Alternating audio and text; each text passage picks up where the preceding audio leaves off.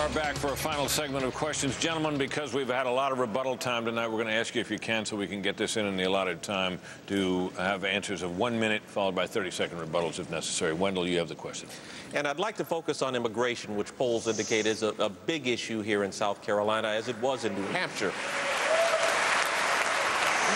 Senator McCain, the president's push for immigration reform failed mainly because of disagreements over your plan for dealing with the 12 million people now here illegally. You say you've learned your lesson, you'd secure the borders first, okay? Then how would you deal with the illegals?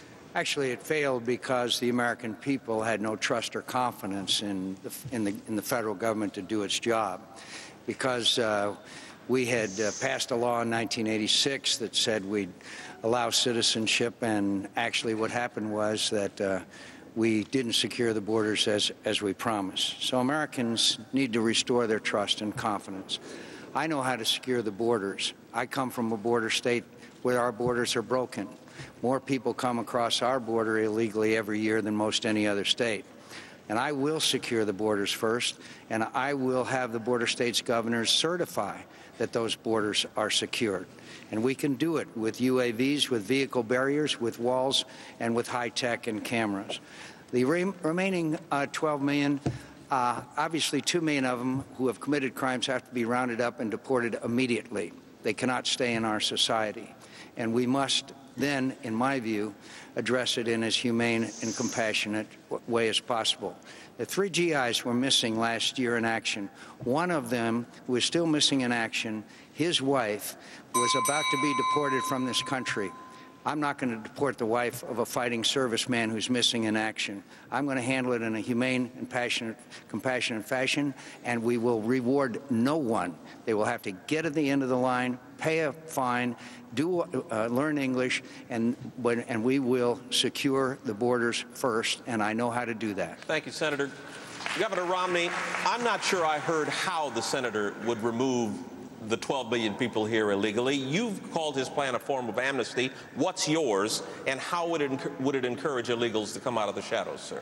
I didn't hear that answer either. And I'd also tell you that all of us on this stage agree, I believe, I don't know about Ron Paul, but I think everybody else agrees, that I just haven't heard your position. I don't mean to be critical, that we secure the border, we have the fence, and we have enough Border Patrol agents to secure the border, and that we have an employment verification system of some kind.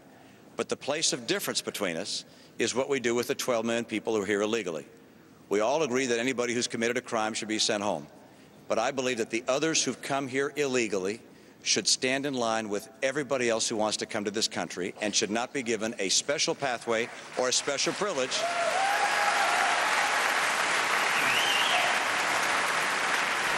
to be able to stay in this country. And that means that those that are here illegally today would be looked at person by person, given a specific time period by which they arrange their affairs. They stay here during that time period. When that time period is over, they go home and they get in line with everybody else. There are millions of people around the world who want to come here. We'll do this in a humane and generous way, but we're not going to say to people who've come here illegally, you have a special pathway, a special privilege to become a permanent resident or a citizen. Get in line with everybody else. Senator Thompson, the governor says the 12 million people would be looked at individually. How would you find them? And could you do it faster than he would, sir? Yeah, you can't look at them individually. We need to be a nation of high fences and wide gates, and we get to decide when to open the gate and when to close it. I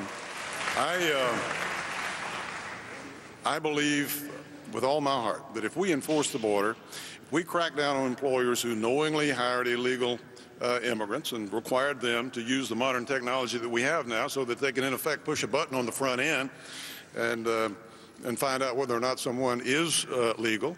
And if we put an end to sanctuary cities where local governments are in effect telling their people they can't cooperate with federal authorities with regard to illegal immigrants. And we would do that by telling the sanctuary cities, if you continue that, we cut off discretionary federal funding to those sanctuary cities. If we did those things, we would have enforcement by attrition. We would reverse the process that we're going in now. It's not just 12 million people.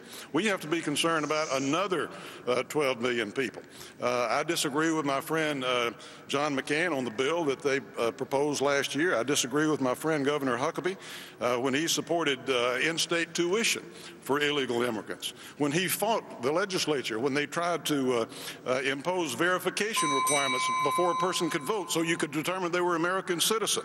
I think that we have got to enforce the border, crack down on employers who knowingly hire illegal immigration, and stop sanctuary cities and policies that encourage people to continue across the border while we claim to be trying to enforce the border. Thank you, Senator. Congressman Paul is denying a path to